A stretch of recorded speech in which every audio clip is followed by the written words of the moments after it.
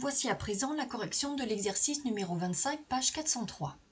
On vous dit pour que l'image d'une lunette astronomique soit lumineuse, on peut jouer sur deux facteurs, soit d'utiliser des objectifs de grand diamètre qui vont donc laisser plus de lumière, plus de quantité de lumière, ou alors placer l'œil derrière l'oculaire de la lunette, c'est-à-dire à l'endroit où la lumière est la plus concentrée. Alors, qu'est-ce que c'est que le cercle oculaire? C'est la section la plus étroite de tous les faisceaux émergents de la lunette astronomique. C'est donc l'endroit où la lumière émergeant de la lunette est la plus concentrée. Et pour le situer, il faut savoir que le contour du cercle oculaire, en fait, ça devient l'image du contour de l'objectif donné par l'oculaire. Bon, je vais expliquer tout à l'heure pour essayer de bien comprendre ce que cela signifie. Alors les deux parties sont indépendantes et on commence par la partie 1 où on vous demande de représenter ici, sans souci d'échelle, une lunette astronomique afocale qui sera modélisée par deux lentilles minces L1 et L2 et de représenter un faisceau lumineux incident issu d'un point objet B situé à l'infini qui va éclairer toute la surface de l'objectif. Donc voilà ce que cela donne, c'est-à-dire que l'objet est à l'infini, donc les rayons sont parallèles entre eux, ok. La lunette est composée donc de l'objectif L1 et de l'oculaire L2, on placera l'œil derrière ici. Et donc on s'intéresse à tout le faisceau lumineux qui encadre l'objectif, qui rentre dans l'objectif. Donc, on l'a vu dans le cours comment le tracer. Je vous réfère à la partie du cours si vous avez du mal.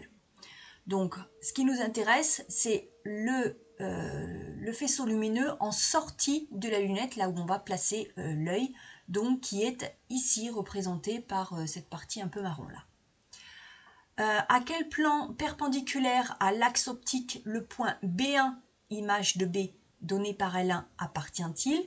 Eh bien, puisque l'objet AB est situé à l'infini, eh bien l'image intermédiaire A1, B1, donc le point B1 entre autres, se situera dans le plan focal image de l'objectif, qui est, soit dit en passant, aussi le point focal objet de l'oculaire. Tracer ce faisceau pour les lentilles L1 et L2, c'est fait. Où se situe le point B', image de B1 donnée par la lentille oculaire? Donc ici, les rayons arrivant parallèles entre eux, cela signifie que ces rayons proviennent de A'B' qui se trouve être à l'infini vers ici, la gauche au fond là-bas. Tracer le faisceau émergent de la lunette focale, le voici ici. Alors, j'ai oublié de dire, il y a une erreur dans le sujet, à savoir que la distance focale de l'oculaire, ce n'est pas 20 cm, mais 20 mm. Donc, il faut corriger, et ça va être pour la suite, on va en avoir besoin. Cette situation-là n'a pas du tout été faite à l'échelle, bien sûr, hein. Allez, on passe à la deuxième partie qui est ici la plus intéressante par rapport au calcul que l'on cherche à savoir. C'est-à-dire que on vous dit que la pupille, c'est la surface de l'œil par laquelle pénètre la lumière. Donc c'est toute cette partie noire ici. Et les lunettes astronomiques sont construites de façon à avoir un cercle oculaire de diamètre inférieur à celui de la pupille de l'œil. Donc j'explique.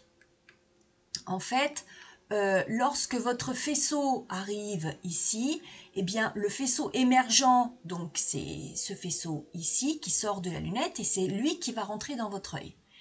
Eh bien, il faut absolument que le diamètre de ce faisceau rentre entièrement dans l'œil, c'est-à-dire que ce diamètre doit être plus petit que les 7 mm ici de la pupille, sinon toute la lumière ne rentre pas dans l'œil et donc on ne voit pas la totalité de ce que l'on cherche à visualiser.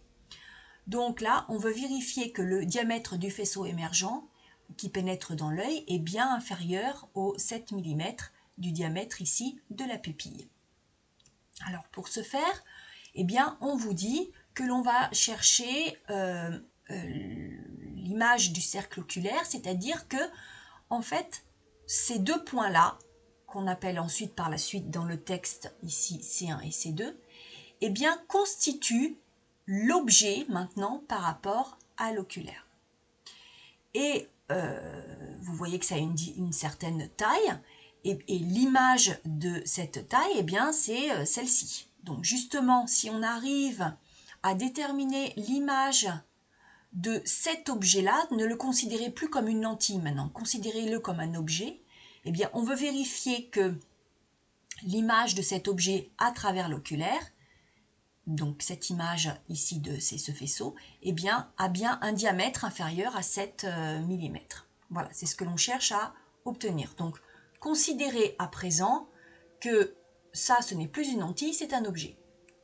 Alors, pour cela, on va utiliser la relation de conjugaison ainsi que la relation de grandissement que j'ai représentée ici. Mais attention, il faut comprendre maintenant ce que là-dedans signifie A'B', AB, OA' et OA.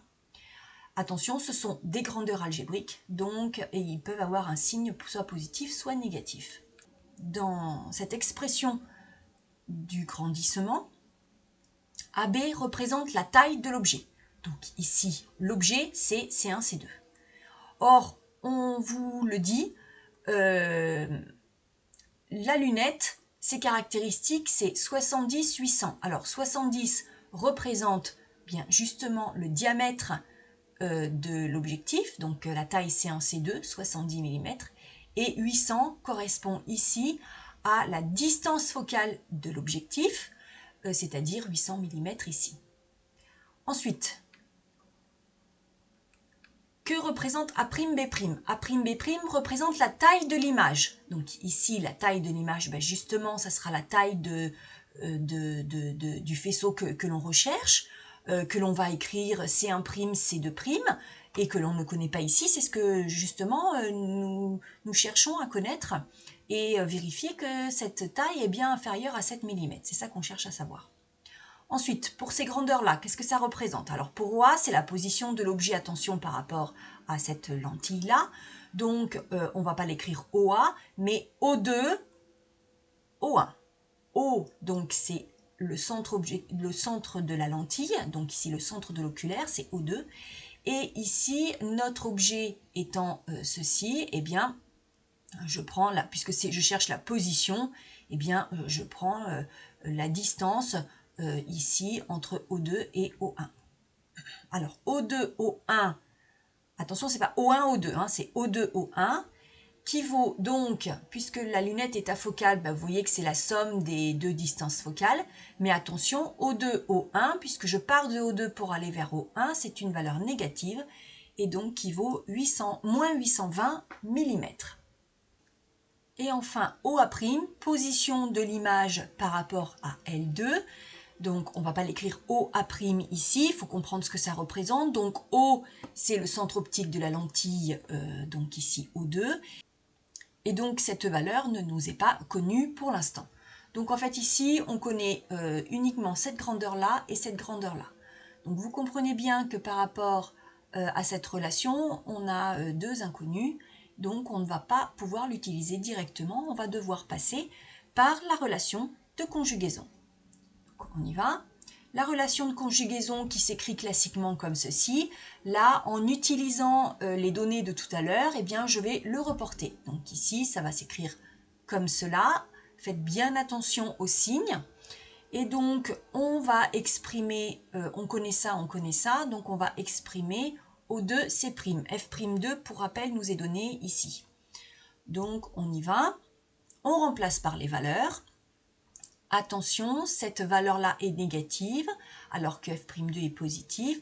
Vous trouvez une certaine valeur que je n'ai pas calculée, vous en prenez l'inverse et on trouve O2, C', donc la position de l'image, qui vaut 20,5 mm.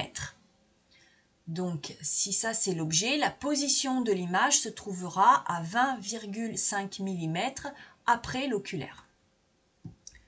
À présent que je connais O2, C', je vais pouvoir en déterminer la taille de l'image en utilisant donc la relation de grandissement qui s'écrit classiquement comme ceci, mais en utilisant nos lettres, eh bien, on va l'écrire comme cela. Et donc, à présent, ce que l'on cherche à déterminer, c'est la taille de l'image, c'est-à-dire ici le diamètre de l'image du cercle oculaire pour vérifier si ce diamètre est inférieur ou supérieur à 7 mm. Donc, je l'exprime, je remplace par les valeurs, attention aux signes, et on trouve moins 1,75 mm. Alors, ne faites pas attention aux signes. Le signe ici, négatif, veut juste exprimer que l'image est renversée par rapport à l'objet. Donc, en valeur absolue, on trouve 1,8 mm, et ça, c'est la taille du cercle oculaire, c'est-à-dire la taille de l'image de cet objet par rapport à l'oculaire. Et on trouve une taille qui est plus petite que 7 mm, donc effectivement, toute la lumière rentre dans l'œil. Voilà, c'est terminé. À bientôt!